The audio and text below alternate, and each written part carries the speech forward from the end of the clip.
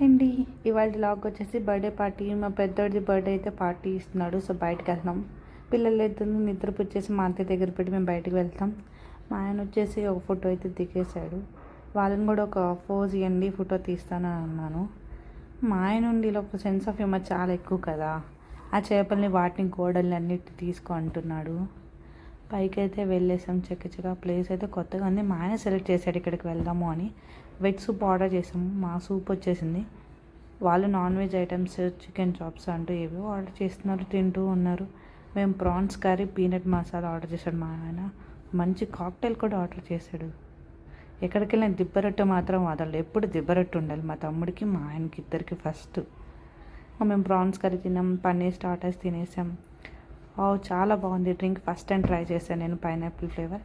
లాస్ట్లో బిర్యానీ తినేసాం. కడుపు నిండిపోయింది. బిల్ వాళ్ళు కడుతున్నారు.